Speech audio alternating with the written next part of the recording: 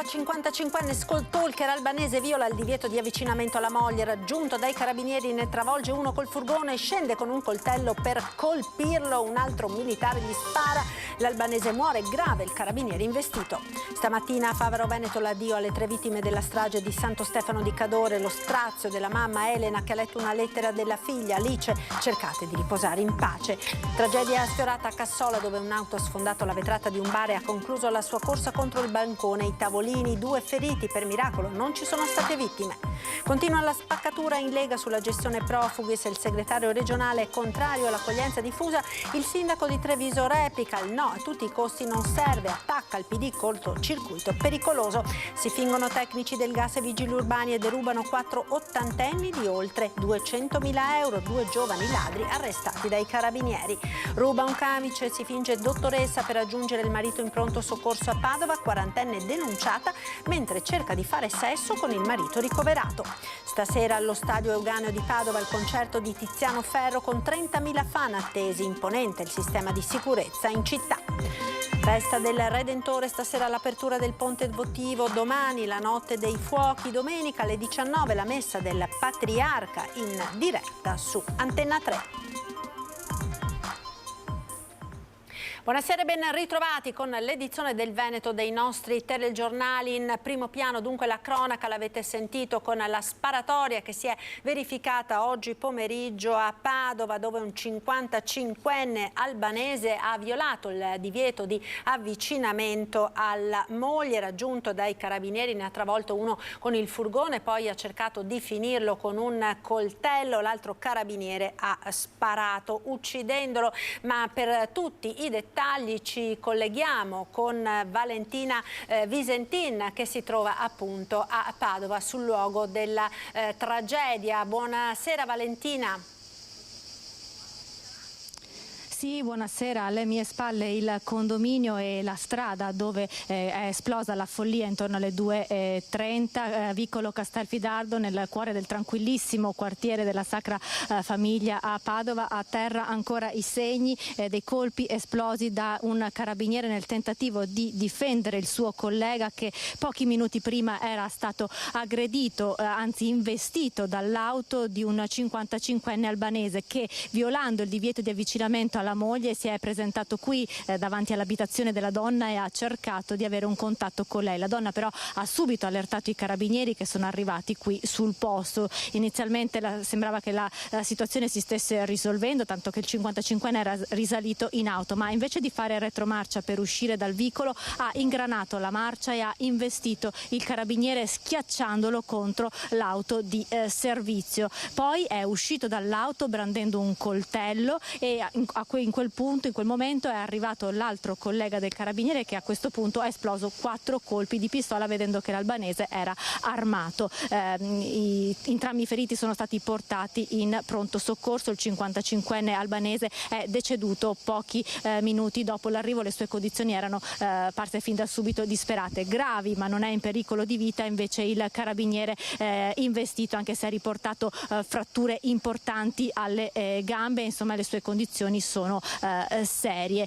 Qui i vicini insomma hanno assentito i colpi di pistola venuti esplosi in pieno giorno. Ma sentiamo la ricostruzione della giornata nell'intervista del colonnello Gaetano La Rocca, comandante del nucleo operativo dei carabinieri di Padova. In centrale operativa ha raggiunto la chiamata di una donna che segnalava la presenza del suo ex, col quale erano fra l'altro pendenti un contenzioso a seguito di alcune denunce.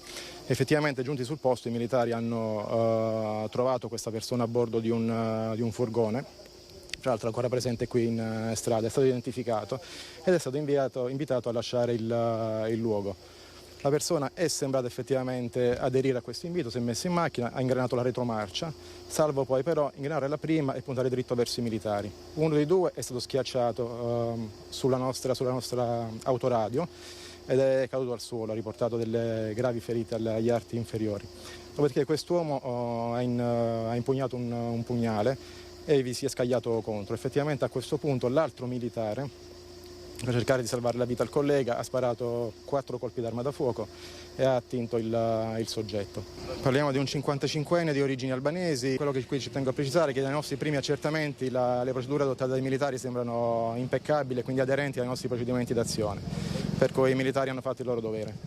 Grazie. Quando sono stati attinti 4 colpi, l'albanese era sceso dalla macchina o si trovava dentro la macchina? Era in piedi praticamente sul militare a terra. Armato di coltello era. Brandiva un pugnale, sì. Questa persona in passato era stata già attinta da divieto di avvicinamento, al momento aveva pendente un ammonimento del questore, oltre ad alcuni procedimenti penali, come vi dicevo, per atteggiamenti aggressivi persecutori posti in essere nei confronti della ex. E qui con me c'è Giovanni, un testimone di quanto è accaduto oggi pomeriggio. Giovanni vive proprio nel condominio dove viveva anche la donna e tu hai incontrato la signora mentre stava litigando col marito. Poi quando hai sentito gli spari cosa hai visto?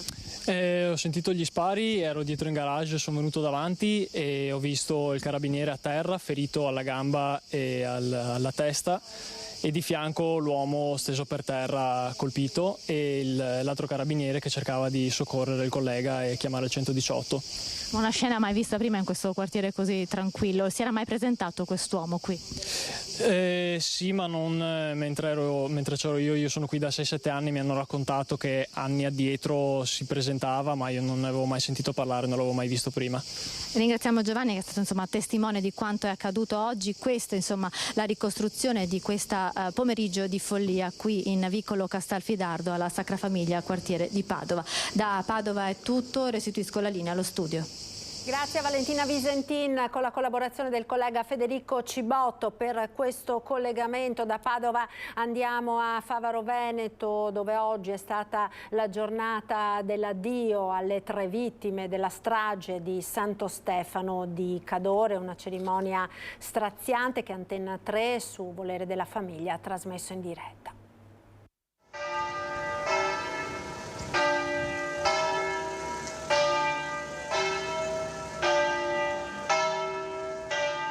Quando sul sagrato della chiesa di Favaro Veneto arrivano le 3 bare, è un'intera comunità a trattenere il respiro e ad abbracciare con il cuore Elena Potente, mamma del piccolo Mattia, compagna di Marco e figlia di Maria Grazia, le 3 vittime della strage di Santo Stefano di Cadore. In chiesa Elena è accanto all'altro sopravvissuto alla furia dell'Audinera guidata da Angelica Hutter, il padre Lucio, si sorreggono l'un l'altra, gli sguardi fissi sui feretri, lo strazio.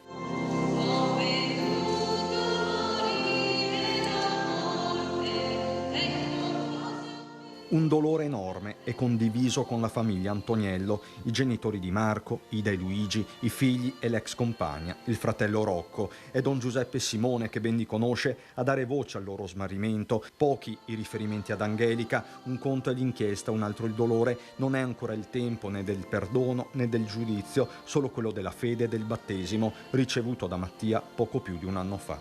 Abbiamo letto e sentito tante ricostruzioni dell'accaduto, ma questo non ci restituisce le persone care che abbiamo perduto. Ci spiega i tanti come, ma non risponde ai tanti nostri perché. Che cosa si può dire davanti alla morte di un bambino, la cui vita era appena sbocciata?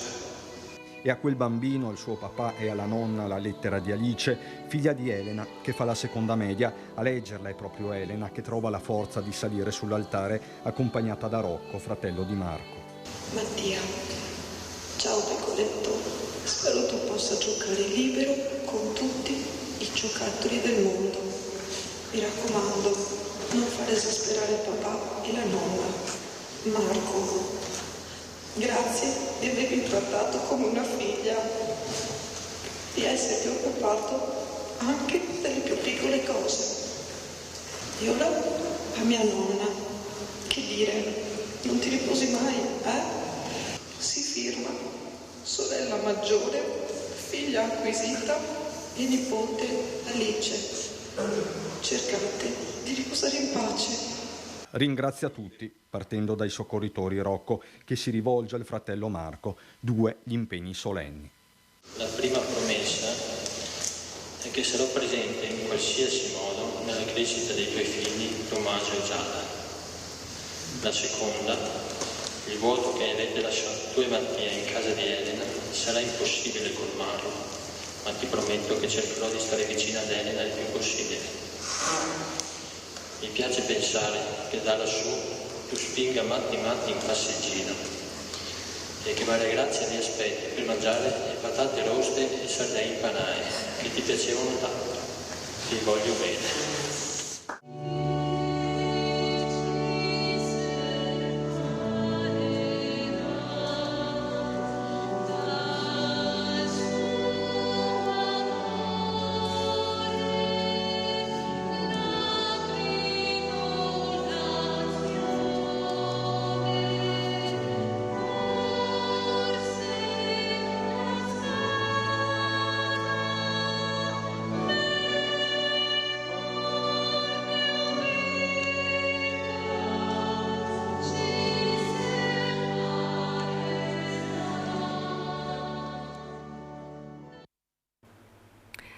Tragedia sfiorata oggi a Cassola, dove un'auto ha sfondato la vetrata di un bar e ha concluso la sua corsa contro il bancone e i tavolini del locale. 2 feriti, per fortuna non ci sono state vittime, è un vero miracolo.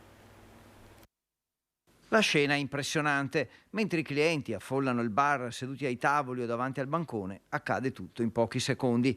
Una Fiat 500 abbatte la siepe davanti al locale e sfonda la vetrata.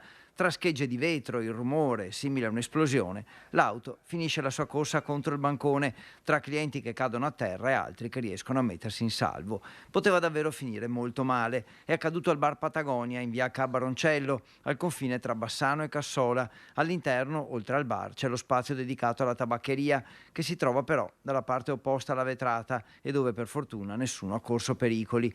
Quando l'auto irrompe nel locale, sulle panche c'erano sedute alcune persone che sono state sbalzate via, mentre altri clienti erano seduti ai tavolini della sala. Insomma, dicevamo, è solo per una gran fortuna che il bilancio non è molto più grave. La donna, alla guida dell'auto, intanto rimane incastrata. Con l'arrivo dei soccorsi viene liberata e trasportata in ospedale. È sotto shock, ma non è in gravi condizioni. Solo tanto spavento e qualche scoriazione anche per i clienti, alcuni colpiti dai vetri, accompagnati per precauzione al pronto soccorso. Sul posto la polizia locale per raccogliere le testimonianze e per i rilievi. La dinamica è da ricostruire, infatti, però sembra che ci sia stato un tamponamento con un'altra auto lungo la strada e nell'impatto la Fiat sia finita contro il locale, che ovviamente ha subito danni notevoli. E sentiamo ora le testimonianze dei clienti del bar Patagonia di Cassola, che sono stati sfiorati dalla vettura piombata nel locale. Sono passati pochi minuti da quando la Fiat 500 ha sfondato la vetrata del bar Patagonia a Cassola, al confine con Bassano. I clienti e il personale sono ancora sotto shock.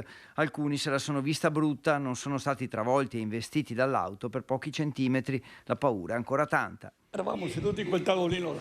Guarda, quel tavolino là, eravamo seduti là. Abbiamo seduto come una bomba.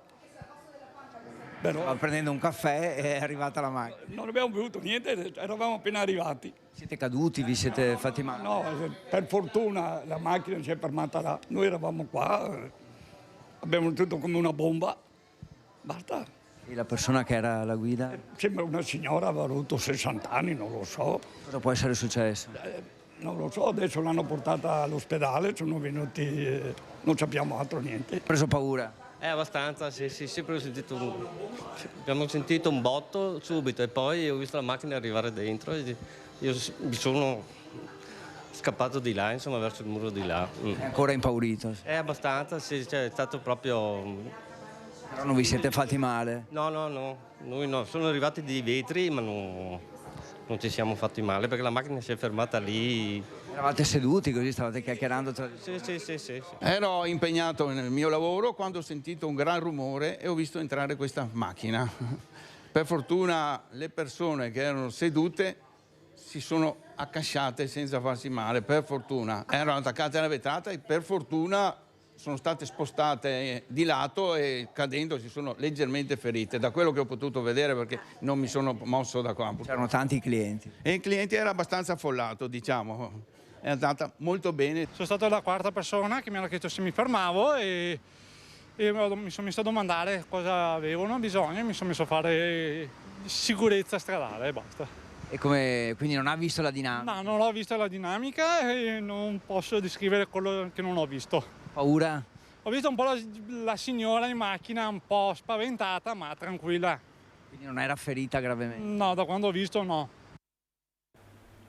Caso migranti, ora nuovo fronte interno alla Lega, no all'accoglienza diffusa, dice il segretario regionale Stefani. Il riferimento è ai fatti di Vicenza, ma l'attacco sembra diretto a Luca Zaia e Mario Conte. Regione Veneto e ANCI infatti hanno siglato proprio martedì un protocollo sul tema. Qualcuno deve spiegarmi perché un sindaco dovrebbe sentirsi costretto ad ospitare dei richiedenti asilo che nel 93% dei casi non hanno i requisiti per essere considerati rifugiati politici, semplicemente perché sono scaricati davanti al municipio alle 5 di mattina. Per noi della Lega è una questione di coerenza, è una questione di priorità, l'accoglienza non può essere destinata a tutti. Il riferimento, almeno formale, è a quanto successo nel Vicentino con quei migranti assegnati di fatto senza preavviso a 7 comuni da parte della prefettura, ma in molti hanno interpretato le parole del neosegretario della Lega regionale come un attacco frontale al presidente Luca Zaia, che martedì scorso a Venezia con le prefetture e l'ANCI, l'associazione dei comuni, ha siglato un protocollo proprio sull'accoglienza diffusa. Dobbiamo evitare un'altra cona, uno degli obiettivi dichiarati di Zaia. Insomma, un nuovo caso interno alla Lega dove gli animi dopo il congresso sembrano non essersi rasserenati. Leghista è Zaia, ma leghista è pure Mario Conte, sindaco di Treviso e presidente di ANCI. Capisco le parole di Alberto Stefani e io cerco di far sintesi tra tutte le anime dei sindaci che sono di centrodestra e di centrosinistra attraverso l'associazione ANCI, ma soprattutto insieme al presidente Zaia cerchiamo di trovare soluzioni alternative a quelli che sono le contrapposizioni ideologiche, a quelli che sono i no a tutti i costi, soprattutto in una fase dove i no comunque non porteranno da nessuna parte, perché questi richiedenti asilo comunque arriveranno nei nostri territori e dovremo poi capire coloro che oggi sono fermi sul no come penseranno di gestire la situazione. Un conto è la linea del partito, un altro le soluzioni che devono mettere in campo gli amministratori del territorio, il principio che Conte sembra ribadire con l'opposizione che parla di una Lega balcanizzata. Cortocircuito del tutto evidente con Zaia che è sconfessato dai suoi stessi amministratori oltre che da parlamentari e da consiglieri regionali.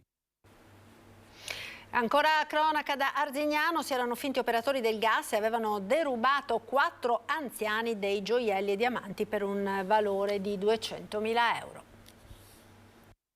Avevano derubato 4 ultraottantenni ad Arzignano di gioielli e diamanti che custodivano in casa dal valore di 200.000 euro. Si erano finti operatori del gas e agenti di polizia locale e con la scusa di dover controllare le tubature si erano fatti aprire la porta. Avevano poi scassinato la cassaforte con un flessibile, rubando i gioielli e scappando con il bottino.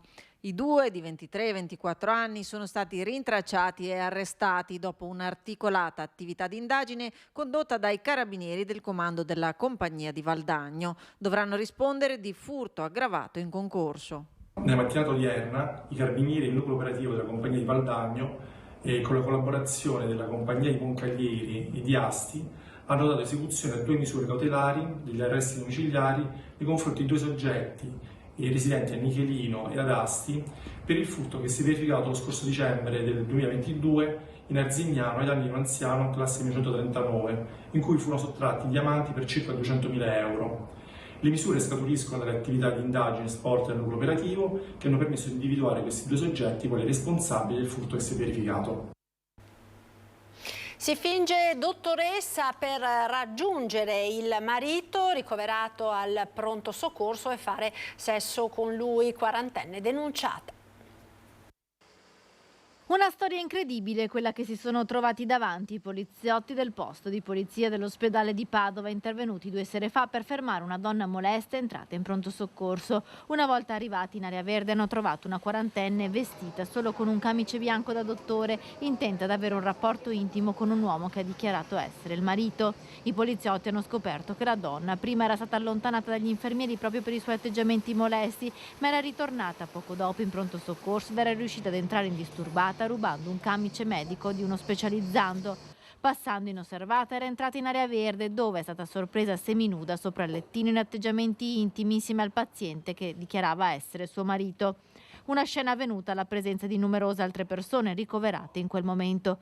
La donna aveva anche rimosso la gocanula all'uomo dichiarando di lavorare per l'azienda ospedaliera. La quarantena, in evidente stato di alterazione psicofisica, è stata accompagnata in questura. Ora rischia la denuncia per ricettazione, esercizio abusivo della professione e sostituzione di persona. Stasera a Padova il concerto di Tiziano Ferro allo stadio Euganeo, imponente il sistema di sicurezza. Siete tra i primi ad arrivare, non temete il caldo? No, assolutamente no, per Tiziano questo è altro. Da quanto lo seguite? Ma da quando più o meno ero piccola, che mia mamma mi faceva ascoltare le canzoni in macchina, così. Qual è la vostra canzone preferita? Ti scatterò una foto. Sì, anche la mia. Cancelli dello stadio Euganeo aperti dalle 16:30 di oggi pomeriggio, ma i primi fan di Tiziano Ferro sono arrivati a Padova già dal mattino, in 30.000 sfidando il caldo e le alte temperature per ascoltare i grandi successi del cantante. Sono arrivati da tutto il Veneto. L'abbiamo sempre seguito, perché ma è la prima volta che veniamo al concerto, per cui abbiamo visto i biglietti quando sono stati rimessi in vendita dopo il Covid. Ho detto basta, ci prendiamo dentro e andiamo via, basta. La vostra canzone preferita?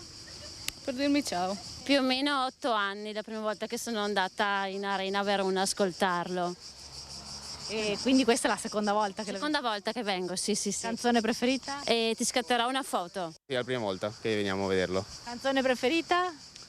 Ti scatterò una foto.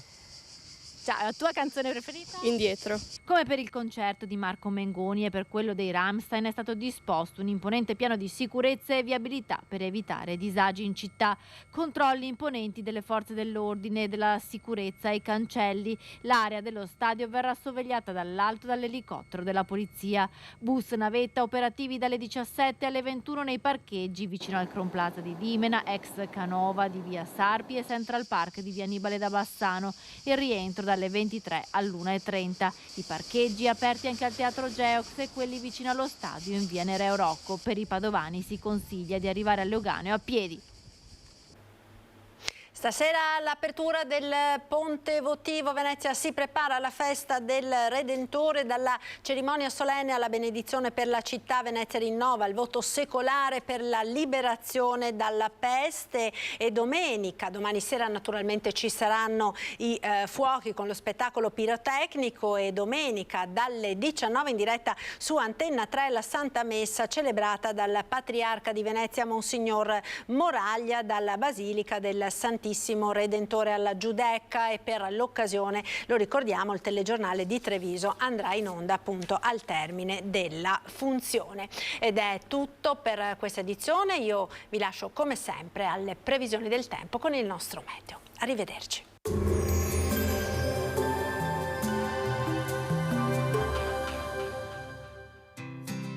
L'Unic Star, le uniche pagliette antibatteriche in commercio, prodotte anche per i marchi più importanti, sia nazionali che internazionali. Bentrovati al meteo. L'alta pressione africana torna ad espandersi. Caldo e afa si intensificheranno nuovamente fino a raggiungere il picco la prossima settimana. Vediamo insieme il dettaglio. Sul Veneto la grafica di sabato 15 luglio ci mostra un contesto stabile e ben soleggiato, con cielo sereno, salvo accumuli pomeridiani sulle zone montane. Temperature, come detto, in aumento, minime tra 16 e 23 gradi, massime invece comprese tra 29 e 34 gradi. Ci spostiamo ora sul Friuli, Venezia e Giulia. Anche in questo caso tanto sole, cielo in prevalenza limpido con qualche addensamento sui rilievi. Temperature minime tra 17 e 22 gradi, massime sui 30-32 gradi. Infine diamo uno sguardo alla situazione del Trentino Alto Adige, dove sarà stabile e soleggiato con qualche nube innocua in transito. Temperature minime intorno ai 19 gradi, massime sui 32 all'incirca. Dal meteo di Antena 3 per ora è tutto, grazie per l'attenzione, arrivederci.